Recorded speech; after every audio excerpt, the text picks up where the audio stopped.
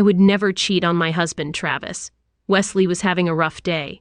It's not every day that your beautiful wife of 23 years tells you she's going to date other men starting tonight. Travis sat silently at the kitchen table with his hand around a glass of monkey shoulder scotch. He hadn't taken a sip of the amber liquid in 10 minutes. He just sat there staring straight ahead, unable to see, unable to hear, but definitely feeling the pain inside himself. Travis knew there wasn't enough Alka-Seltzer in the world to make the pain in his stomach disappeared. He'd heard stories of other men's wives telling them they were going to date other men, but he'd always assumed it was nothing more than an urban legend. How could a woman assume that her loving husband would let her date other men?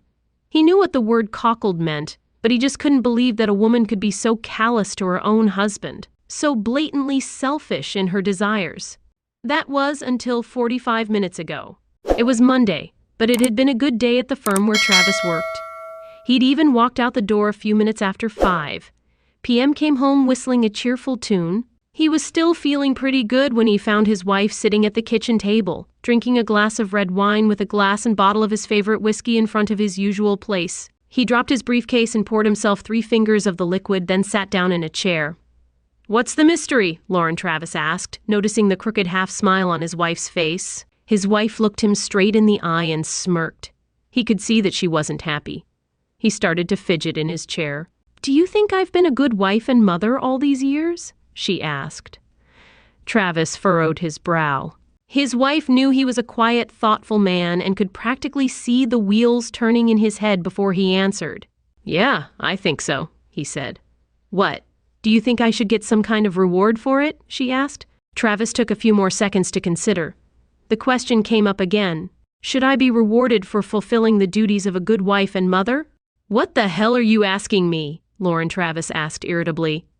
"Travis, I want to go on a date with another man tonight," she said calmly. Travis was glad he was sitting down.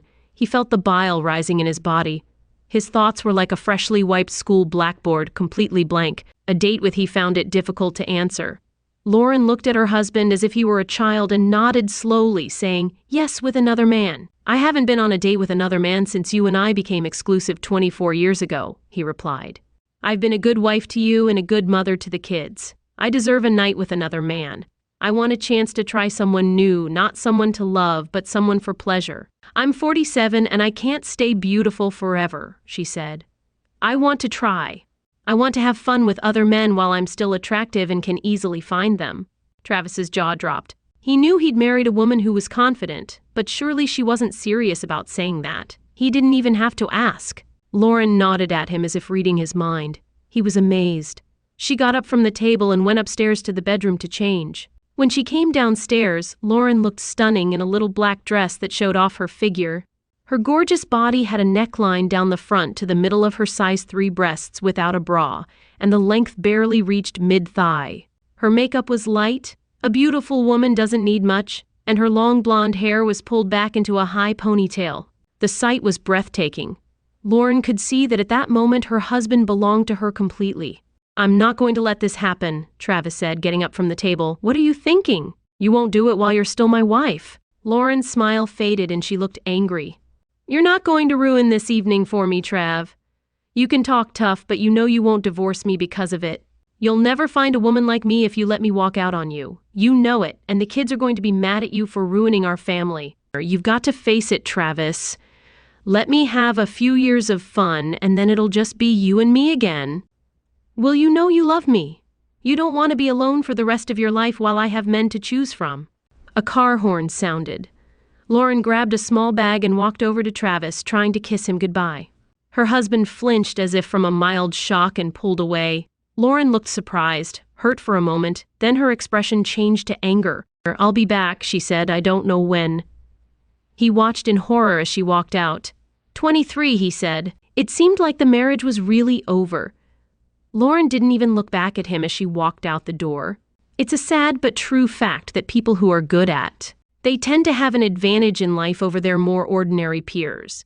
They make friends more easily and get more attention. Teachers are more likely to give them better grades. In Lauren's case, it worked out that way, and it only got worse when she turned 13 and her breasts were fully developed. She quickly learned that if she looked at a boy and smiled, she could get just about any boy she wanted. For the boys who played the underdog, she would just stick out her breasts a little, and the deal was done. Virtually every boy she came into contact with fell under Lauren's spell. Travis was one of them.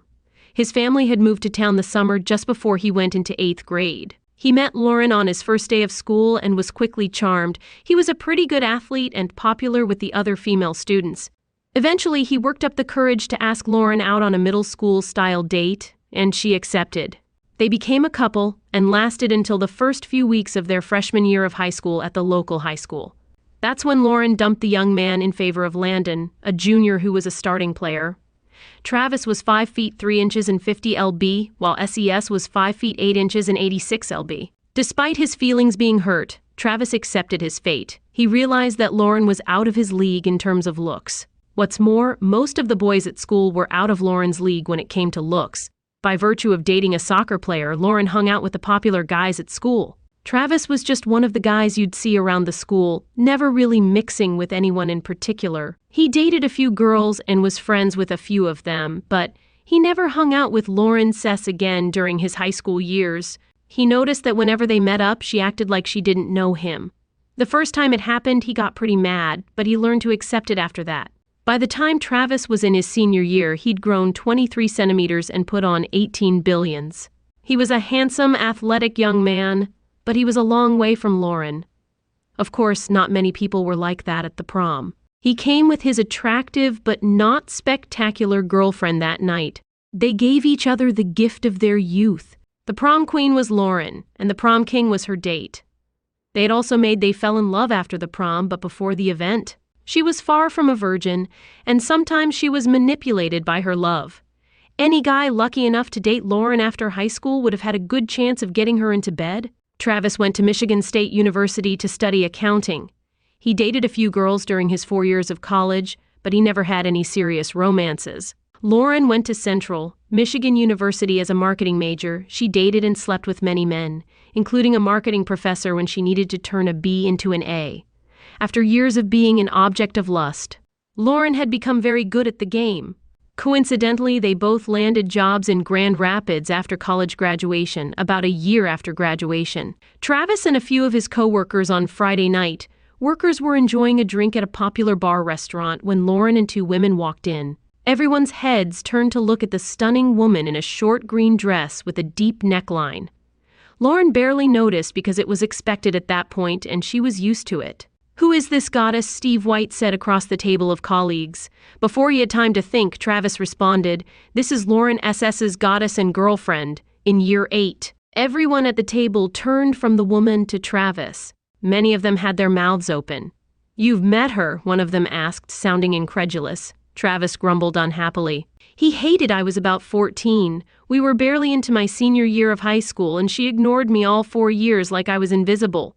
He said quietly, "So, do you at least have a good story about groping?" joked one of the women at the table. "I'd grope him in a heartbeat, and I'm sure I'm just more straightforward than anyone."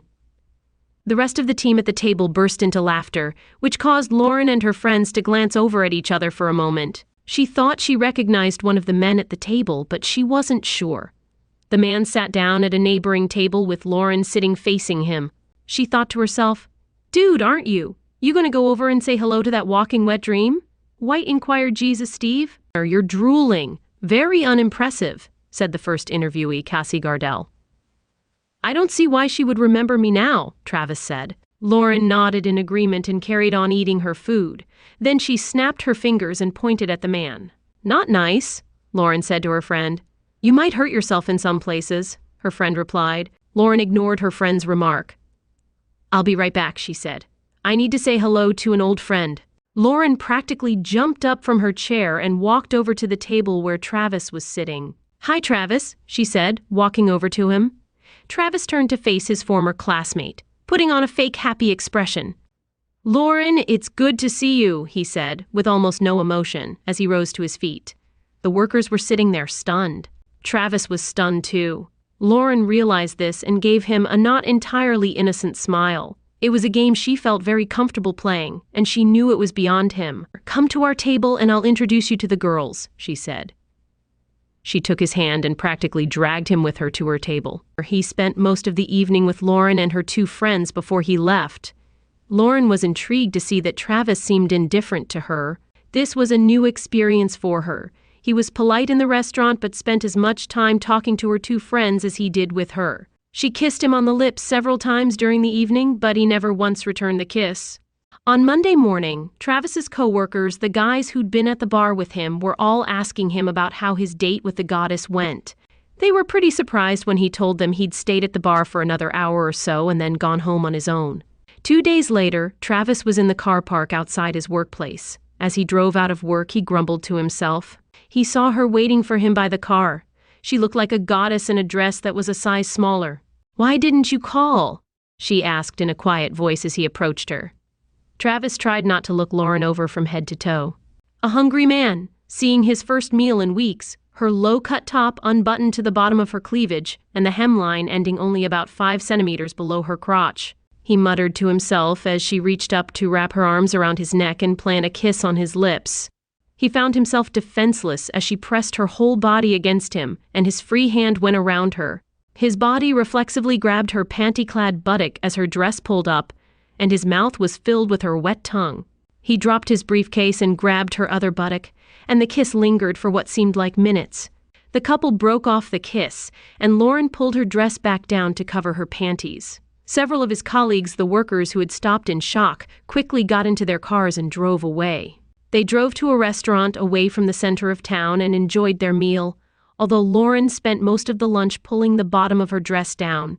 Both Travis and the young waitress seemed to enjoy this struggle of hers. Travis regarded Lauren wearily, but he was only a man. Dressed to impress, she turned on her charm. He was toast. The best he could hope for was to do well in bed tonight. Oh God, Travis thought as he looked at a naked Lauren for the first time.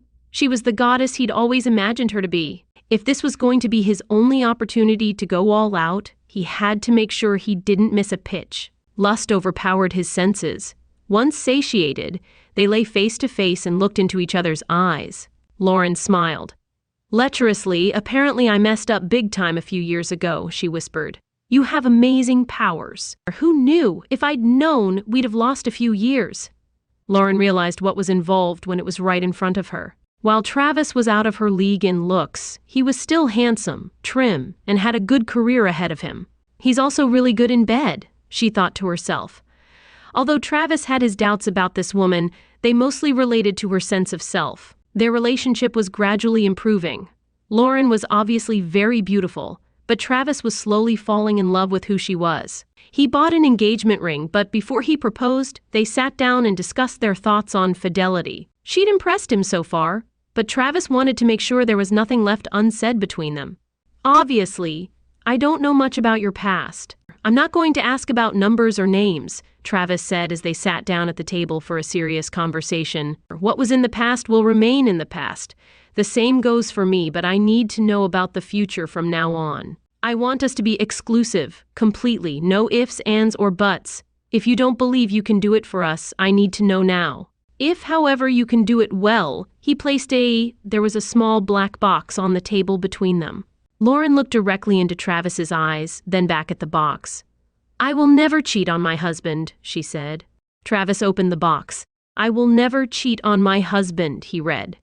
Travis remembered those words. It seemed like his wife didn't consider it cheating since she had warned him beforehand. She had expected, hoped that he would take it that way. Travis knew that Lauren had had plenty of opportunities to cheat over the years.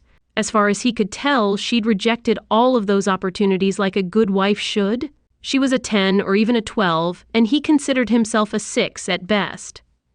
That left a lot of room for someone closer to her physical level to sneak in and make themselves known, assuming she hadn't had an affair. He hadn't had an affair, she'd lived 23 years as a real wife.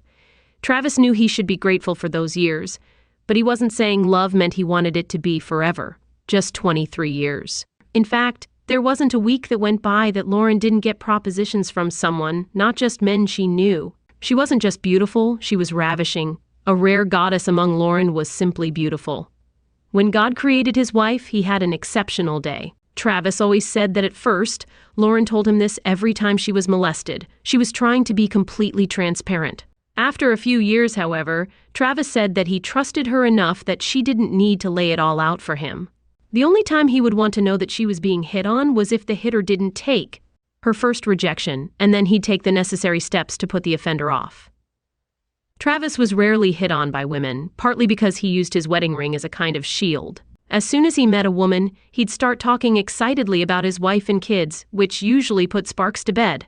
He didn't even realize what he was doing, and most women shut down before they even had a chance to flirt.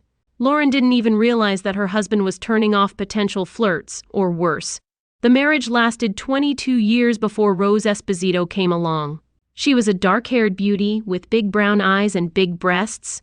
Men were attracted to her like a strong magnet attracts metal.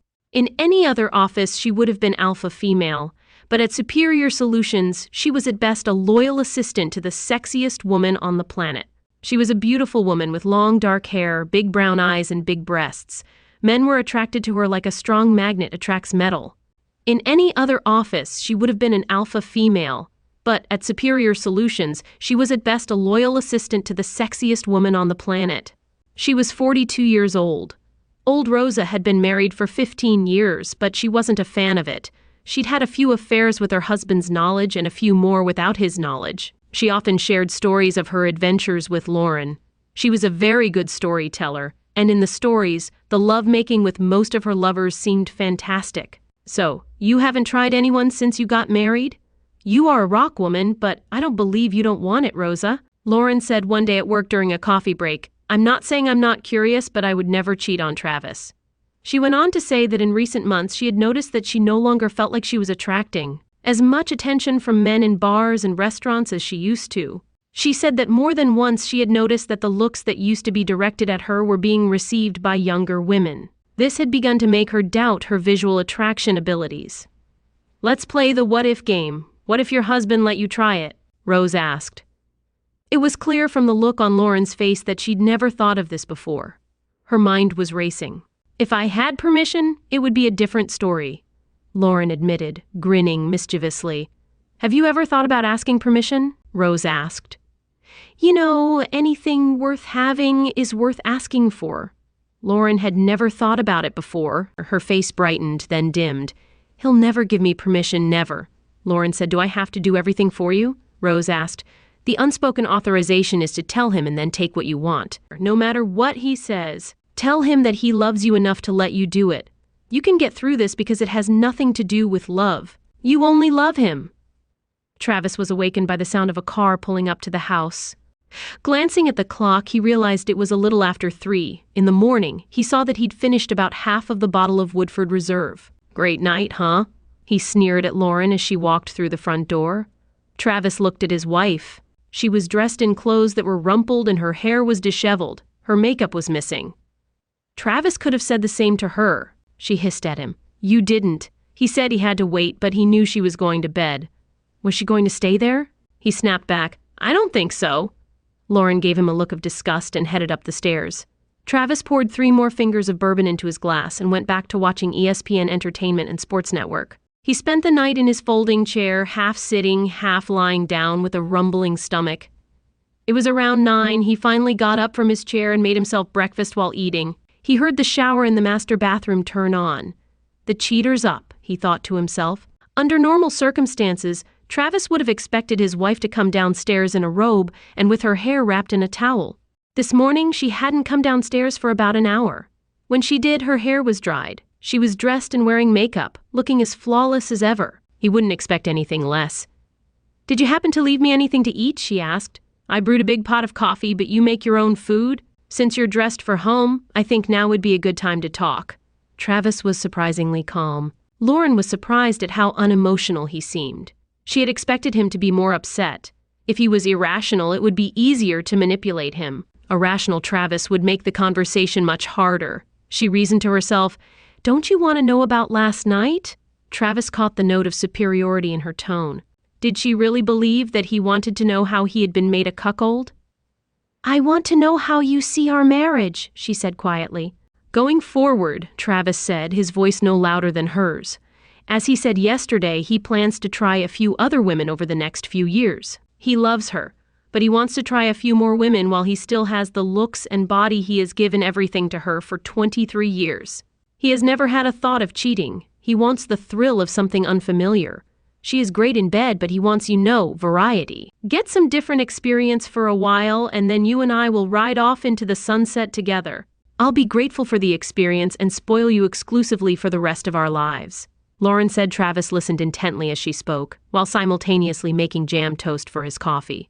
He thought the way she was spreading the toast while talking about the most important thing in his life was rather nonchalant. He had so many questions.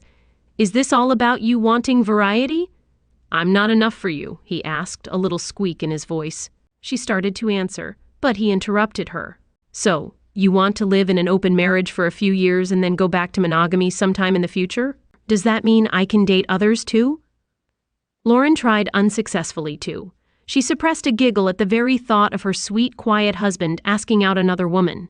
Travis's attitude toward marriage was the most serious of any man she'd ever met. However, if that's what it took to get him to consent in principle, then yes, she replied. Of course, I'm assuming it would just be a date for you too. Travis raised his eyebrows and shrugged. Lauren had no idea what he meant. She had an idea what the motion meant, but would you like to go on a date with Rosa? You know, a very pretty woman from my office. I'm sure she'd love that, Lauren said, knowing that her friend would have no problem sleeping with her husband, especially if it meant helping Lauren achieve her goal of sleeping with other men and still being married. Travis looked puzzled. The 21-year-old bachelor in him wanted Rose, the responsible 47-year-old. The married guy knew he couldn't do that. He'd love a date with Rosa, but no babies. That would make him as much of a womanizer as you were a cheater. Last night, he said, Lauren's face, which had begun to smile, suddenly changed to a grimace of anger. Cheater, she said angrily. Well, if you insist, he replied, sounding much more serious than she'd expected. I still won't go for it.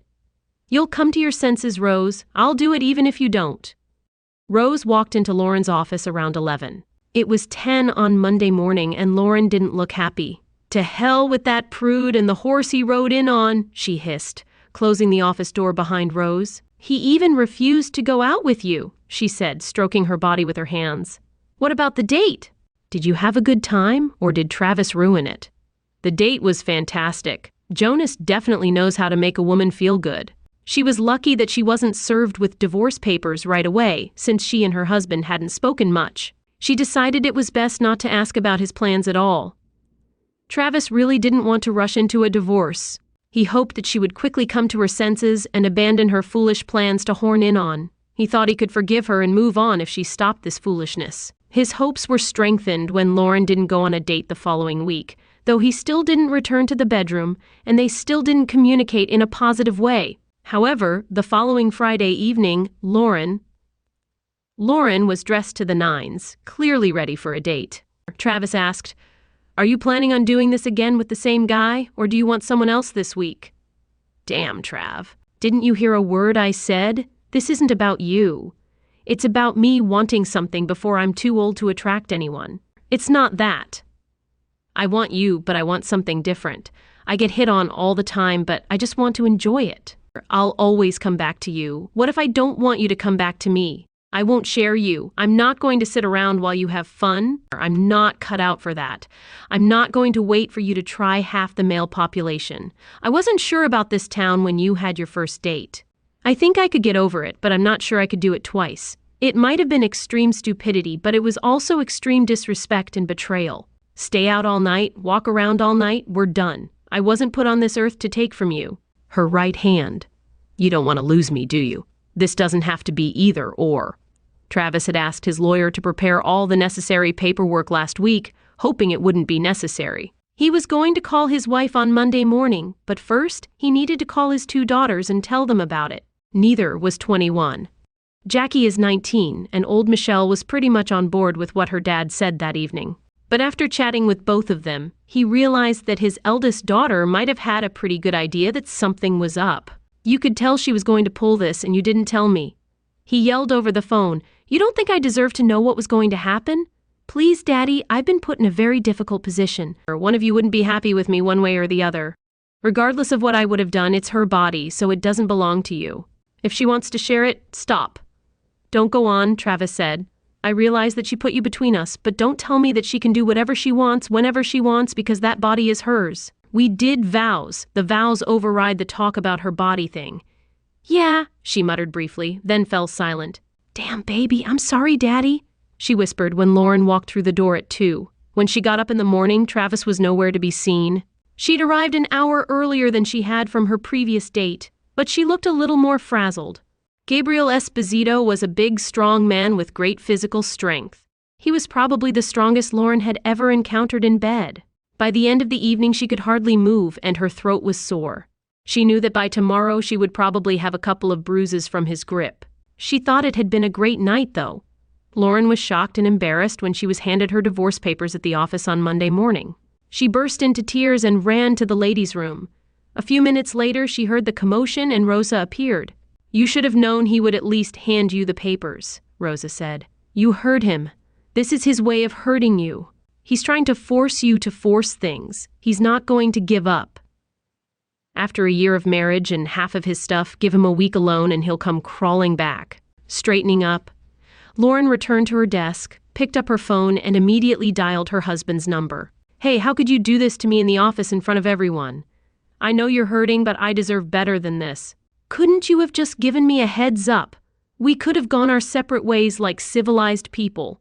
Travis said, I don't want to be civilized. I don't want a divorce. I still love you. You still love me. Or she wailed, I still love you, but every time you sleep with someone else, that love diminishes. He growled, my love is not a bottomless well. I always thought so. Maybe we were both wrong. Lauren fought the divorce her attorney had requested and received.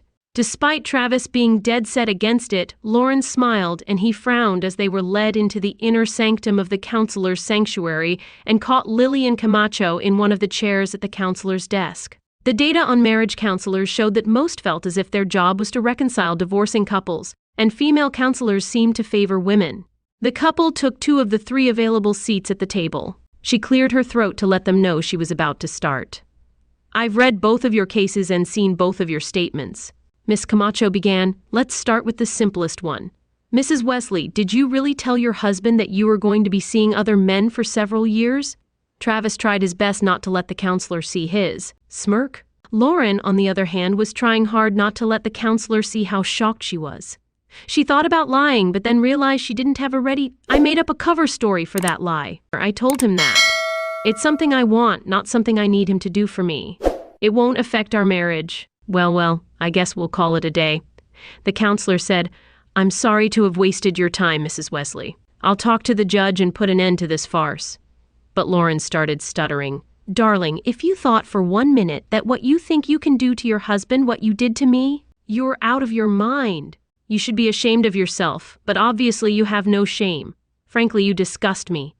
Miss Camacho said that over the next month. Lauren called and texted Travis several times a day as he rented a small apartment near his home. He didn't answer the calls or texts. That's when she enlisted the help of their daughters, who called several times. Michelle asked during one of those calls, you know she's still your daughter, right? If she stopped seeing other men, or would you give her another chance? Travis was surprised at how quickly word of the impending divorce had spread, especially among single women. Several women at his work had expressed their condolences about his marital problems, as had several women who had been friends of both him and his wife. He was smart enough to realize that not all of their condolences were genuine. Connie Meing, a longtime friend of his wife, called to express her regret for what was going on in Travis's life. She basically offered him a shoulder to cry on and a hot meal. Travis was shocked that his wife's close friend would be so open with him. The divorced woman had never once looked at him inappropriately. I would never have pursued a friend's husband. It's just wrong, she told him. Now that you're a free man, the rules are different. The rules are different. I'm letting you know that I'm interested in you. I'm shocked and flattered, but I'm not a free man yet. Connie and I won't date until the divorce is final. I know it's stupid, but I won't cheat. Travis said, you're such a Boy Scout. That's one of the things I like about you. I always have. Can you at least set me up on a date when you're free? Connie asked. Sure, Travis said, but I don't want you've been friends with Lauren for years, so I don't see why you can't be friends with her. Just because she's not the brightest doesn't mean I have to miss out on a good person. I wouldn't even consider it if you were just some strange guy and we just met. Connie said maybe she'll call you when she's free. Travis joked that Connie was a 6 feet 5 inches Asian beauty with a trained body and waist-length black hair. This was one of her main assets in Travis's eyes. He admitted to himself that he was more than surprised that the woman had shown interest in him. Travis proved true to his word and called Connie the day his divorce became official on Saturday night. They went out to a restaurant and then to a local jazz club. Connie noticed that Travis was feeling awkward and commented, "I feel like an inexperienced 15-year-old. I haven't been on a date with another woman in over 26 years, he replied. Don't tell me the contraceptive in your wallet is the same one you had on your last date before Lauren. I didn't even think of that. Well, come on, Travis, he replied at the end of the evening. Connie gave Travis a little kiss on the lips. They both felt good after the date, and he promised to call again. Travis hadn't thought much about taking off his wedding ring on the day of his final divorce, but it seemed like a big deal for unmarried women to notice the empty space on his ring finger. His colleagues noticed and commented on it, and suddenly there was a lot more flirting in his office. This was new to him, and one day at lunch he told his best friend in the office about it. There are so many beautiful women in this office. How did I never notice that before? Travis asked. You were a bastardized jerk, Robert replied. You were in love with this woman and didn't even see other women as sexual beings. She's undeniably beautiful, but you let her put your balls in your purse, which might have been part of the problem. She's constantly being scrutinized, and she has value. You were so emasculated that no woman would ever look at you in the first month. After the divorce, Travis went on 4 dates, 2 of them with Connie. He hadn't yet managed to sleep with any of the 3 women he dated, but that wasn't his goal in the second month. He was equally in demand and slept with 2 women. Travis's daughters, who had spent the last few months talking to their mother more than their father, heard her constant assertions that while it was clear she could get any man she wanted with just a snap of her fingers, their father was an average man in his early 42s who had trouble even finding a date, let alone a steady girlfriend. They started feeling sorry for their father, and one Saturday morning, about 2 months after the divorce, they went to his apartment together unannounced. Travis wasn't happy about being woken up at 8:36, especially since he'd been out with his date late the night before. Sonia was a 25-year-old with a great body. Sonia was the daughter of a friend of his who needed a reliable beau for her wedding reception. The evening had gone so well that the couple had decided to end it at Travis's apartment. At that moment, she was asleep in his bed when he opened the door in his robe. He asked what he saw when he swung the door open and saw his daughter's smiling faces holding bags of bagels. Salmon and cream cheese, Daddy. Can't your 2 favorite daughters come over for breakfast? Jackie said as the couple entered the house. Travis kissed both of them on the cheek and led them to the kitchen table where they emptied the bags they had brought with them. They were just stacking the bagels when Sonia came out of the bedroom wearing one of Travis's white shirts, half buttoned up, probably not wearing anything else. Oh, I'm sorry, I didn't know you were expecting company, kid. Her mommy said you're your own boss. Both girls blushed as Sonia poured coffee for herself. No, Sonia, these are my daughters, Jackie and Michelle. They're here for breakfast, a bagel with salmon. Sonia giggled, making her large, braless breasts quiver. Her breasts were visible under her shirt. She brushed her thigh against Travis's arm and sat down next to him. They all made casual small talk until Jackie asked if Travis had spoken to Lauren recently. He frowned for the first time in days. Up until this point, he'd found it difficult to get upset around Sonia, even though she was a little harsh with him. I'm sorry, I didn't catch that. Oh, it's a year. Old body, I have to tell you, Dad. We thought you'd miss Mom by now. Michelle said we know she misses you. I thought she'd be living life to the fullest when I was gone.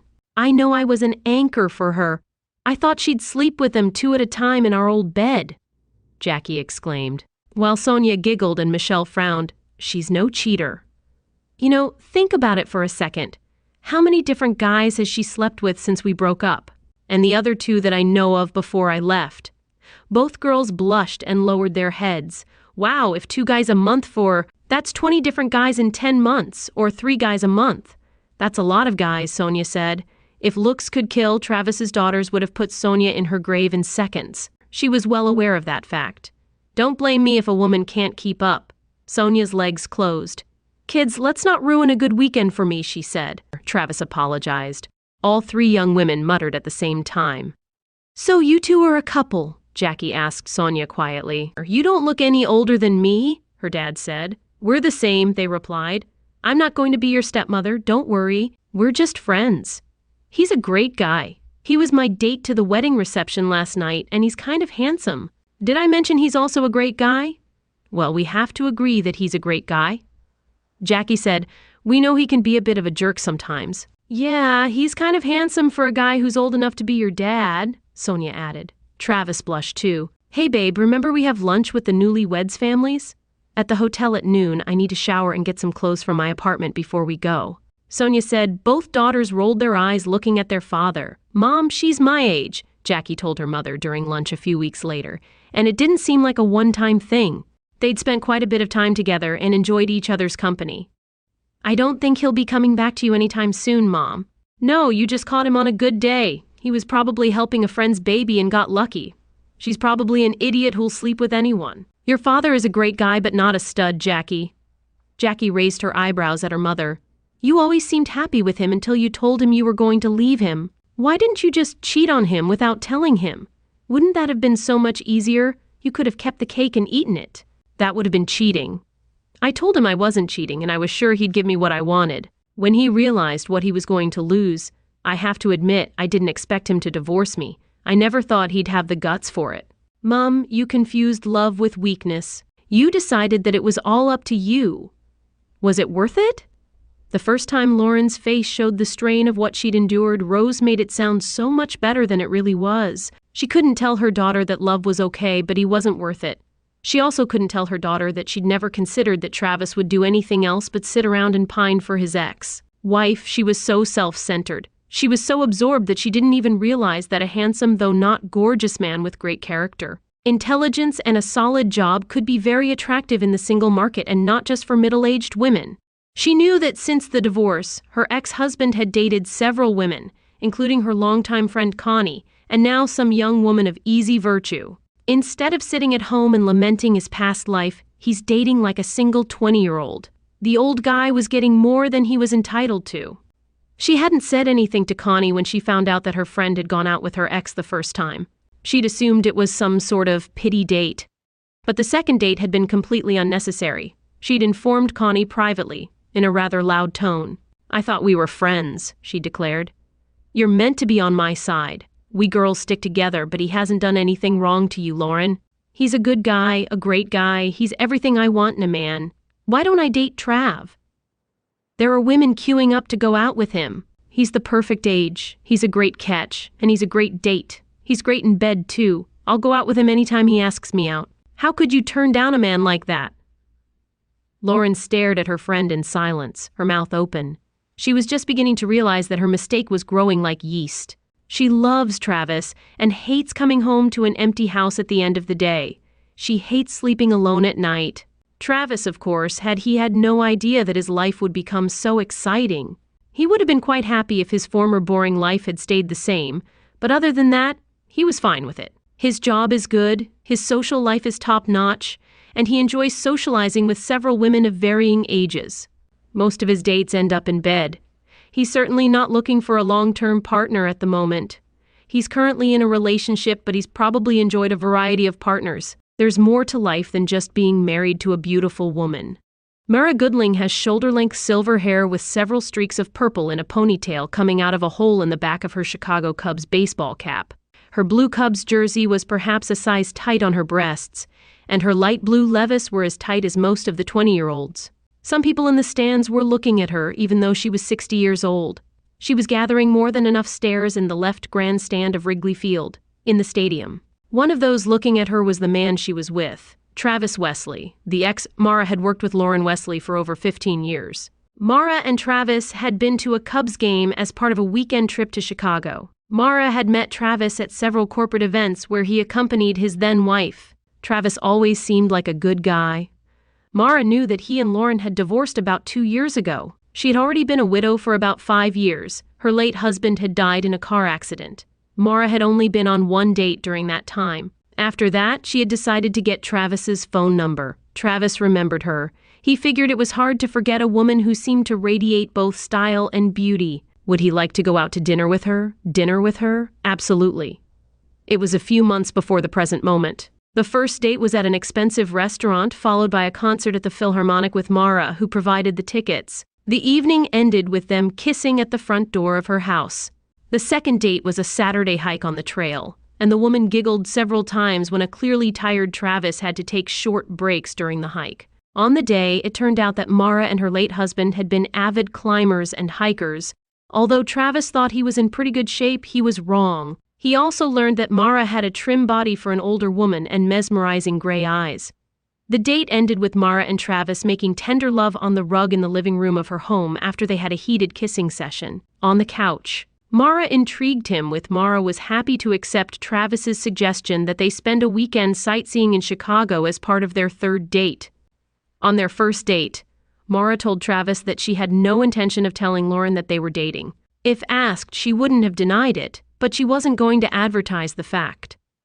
Mara also told Travis that Lauren had told her colleagues, workers, that she and Travis were divorcing because of irreconcilable differences. Travis told Marlo the same story he had told everyone else. Lauren had cheated on him with at least 2 different men. He didn't elaborate any further in the 2 years since his divorce. Travis had formed several strong relationships and enjoyed what he thought was an amazing sex life. Female partners had a good opinion of him, and several of them hoped to be considered when Travis decided to trust women again and get married. Lauren, on the other hand, was working in a different direction. Before their first date, she told her then-husband that she was simply looking for sexual gratification while she still had the looks to attract almost any man. She wasn't looking for anything more. Given that most of her partners were emotionally involved, this basic difference between the 2 former partners would become an issue for Jackie. She and her mother were focused on preparations for the upcoming wedding, which her father was happy to pay for. When Lauren told her daughter that she thought both parents should attend the wedding unaccompanied, so there would, Jackie was quick to agree with this idea and shared it with her father later that week during their lunch meeting. Travis was curious. "Did you come up with this idea yourself, or did your mother have a hand in it?" he asked. "I'm planning to bring a date," he continued. "I'm footing the bill for this party, and I'm going to have a great time with whoever I bring. Since you announced your engagement, you've been taking dance lessons just for my wedding, which is really sweet. But I don't think it's fair to pressure me like this. It seems like she's trying to manipulate the situation in her favor. I'm sorry, but I won't show up without a date to my own wedding. If you don't have the courage to tell her, I will. She can go alone or bring a date. It's up to her. I'm bringing a date." Travis said, "I got it, Daddy. I'll tell her you've got the right idea and I really want to see you dance, but you couldn't bring someone older than me anyway. I can do that, Babby, but you really should see Sonia and me dance, Travis." He smiled and got a big grin in return. Travis took Connie with him to the wedding. He thought she looked great in the sea green dress she'd bought and he'd paid for it. They'd had a fight over him buying that dress. Travis explained to the woman that as he was the father of the bride and should be in a tuxedo, she needed a new dress, which he'd be happy to provide. To buy. "And yes, I realize it needs shoes to go with it as well," he told her with a wide smile on his face. Leading his oldest daughter down the aisle was one of the greatest and worst things to happen in Travis's life. All the other fathers who had told Travis it would happen had been right. He noted to himself that it was still a great day. He had to admit that he, Connie, and his kids had had fun and danced until late into the night. The only moment that had brought discord to the day was the appearance of his ex-wife. Travis's wife had brought her own beau, which didn't concern him much. The guy had spent most of the first part of the wedding reception working at Travis's side, and then most of the second part staring at and groping several women like an obnoxious drunk. At least until Jackie had asked her mother to remove the guest.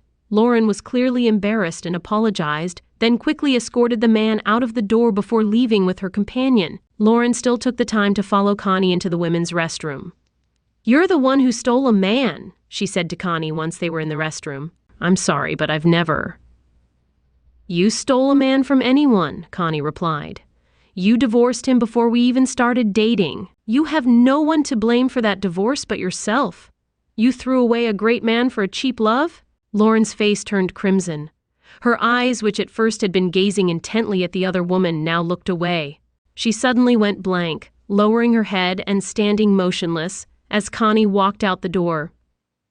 Connie never said a word to Travis or the family because she didn't want to ruin this special day. A few months later, Michelle arrived at her father's house and looked restless. Travis watched her for a while before asking, "Okay, Mitch, what's going on? You've been kind of jumpy all evening." Michelle blushed and began to stutter. Travis realized something was very wrong. Dad, every now and then Mom talks about getting back together with you. She says she'll win you over when she stops making love to other guys. She asked, "Have you two made love or anything?" "My sex life is none of your business, young lady," Travis snapped back. "But I haven't slept with your mother." Well, the thing is, Michelle told her father that she had heard the end of her conversation with her friend Rosa, in which she said she had syphilis. Michelle said this quietly, not looking her father in the eye. Travis looked surprised and then sad as Michelle watched him out of the corner of her eye. Travis said, "I assume you're telling me this because you're worried about me." "It's standard state policy to inform all possible recipients of said disease that they need to be tested," he continued. "I didn't know that. I was just worried about you, Dad." "She's pretty. It's always awkward when a friend tells you your mom is a cheater." A few days later, Travis got a nasty phone call from Mara. He immediately realized that she had the same concerns as Michelle, although she obviously had her own health concerns as well. Travis said, "Believe me, Mara, I understand your concern, but there's nothing I can do about the fact that my ex is a scandal. Scandal is the nicest thing I've heard about her lately." Mara said, in recent months, her activities outside the house have been the subject of gossip on the sidelines. People have been talking about her activities outside the house. It seems the longer she's been single, the more she loses her guard. Lauren used her STD as a starting point in her plan to get Travis back. She was satisfied that she had gone through enough men to last the rest of her life. 6 months after the doctor said she was cured, she set in motion her plan to get Travis back. She was still slightly resentful of Travis for divorcing her the first time. This was not part of her original plan. She figured her then-husband would never dare to divorce. A woman like her, who knew that the odds of him being able to find another in her class were slim, might have had a chance if other women hadn't started going after Travis. Lauren was sure she was a catch, but she hadn't realized that Travis could feel the same attraction. To other women, he's a great guy, but they don't see that he's nowhere near my level of sexuality. She once told Rosa as they were waiting for their dates for the evening, drinking margaritas at the bar. It was Rosa who had encouraged her friend to go for him. Lifestyle, she knew Travis was good-looking, but she'd also underestimated the depth of his personality. He was always submissive to his wife, so she'd expected Travis to just sit around and mope while his wife slept with other men. Lauren and Rosa had been keeping tabs on Travis ever since Lauren had given him the ultimatum. It seemed that his sex life since the official divorce had been almost as full as Lauren's. If Lauren had been more honest with herself, she might have recognized that my husband's sex life seemed to have improved a lot. Travis was going on dates and seemed to be genuinely enjoying himself. Lauren had slept with her own partner, but not with any of them. She had contracted an STD and said it had been a doozy for a long time. Maybe it was time for her and Travis to reconnect. Lauren was surprised by the voice on the other end of the line. She hadn't spoken to her ex-husband in almost 2 years.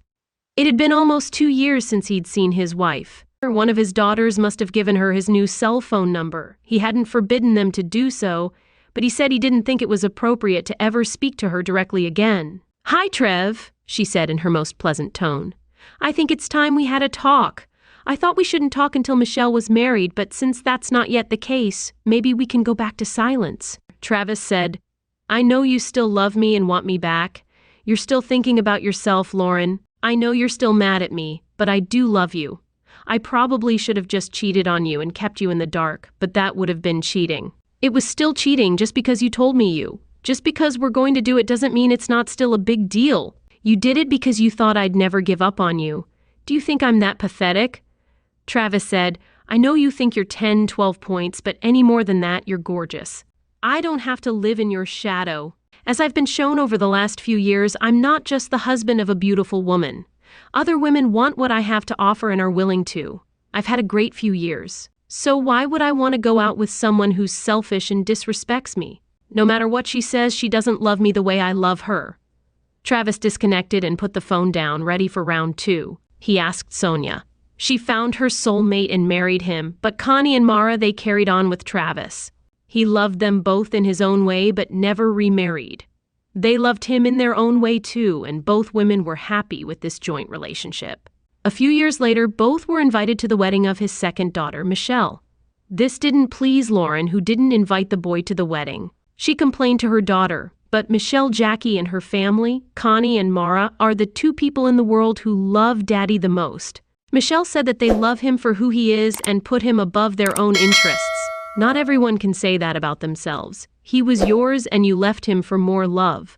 Why did you just leave him because you were afraid of getting old and you thought he had no other options? I'm not blaming you. Travis was happy with his life, even if it wasn't his first choice. He'd got out of a situation he thought was unacceptable.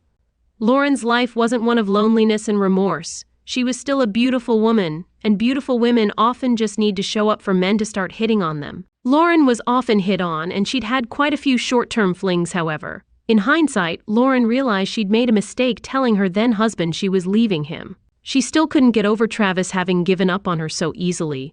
How could she have miscalculated so badly? She often wondered. She was 12 points out of 10, while he was only 6. It wasn't supposed to end this way.